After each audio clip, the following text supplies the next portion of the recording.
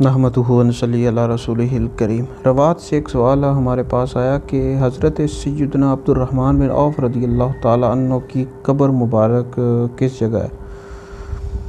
حضرت سیدنا عبد الرحمن بن عوف رضی اللہ تعالی عنہ کا شمار عشرہ مبشرہ میں ہوتا ہے، یعنی 10 ایسے خوش نصیب صحابہ جن کو نبی کریم علیہ السلام نے دنیا میں ہی جنت کی بشارت دے دی تھی، اور نبی پاک علیہ السلام نے آپ کا نام عبد الرحمن رکھا۔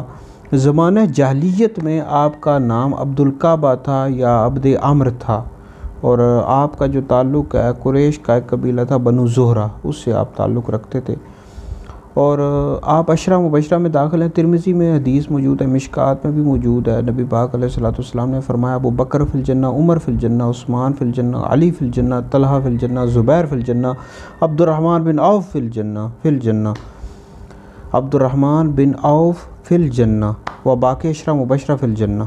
تو حضرت عبد الرحمن بن عوف رضی اللہ تعالیٰ عنہ عشرہ مبشرہ میں داخل ہیں، بہت بڑی ہستی ہیں، اور آپ کا جو وصال ہوئی، یعنی آپ کی جو وفات ہوئی ہے 31 یا 32 ہجری میں حضرت سیدنا عثمان غنی رضی اللہ تعالیٰ عنہ کے دور خلافت میں۔ آپ کی اس وقت عمر مبارک 72 یا 75 سال تھی، اور آپ کی جو قبر مبارک ہے وہ جنت البقیع شریف مدینہ شریف میں ہے۔ اور کنز المال کی حدیث ہے، نبی پاک علیہ السلام نے فرمایا کہ میری امت کے مالداروں میں سب سے پہلے جو جنت میں داخل ہوں گے وہ عبد الرحمن بن عوف رضی اللہ تعالیٰ عنہ ہوں گے۔ بہرحال بہت بڑی ہستی ہیں اسلام کی، تو اللہ تعالیٰ ان کے صدقے ہماری مغفرت فرمائے۔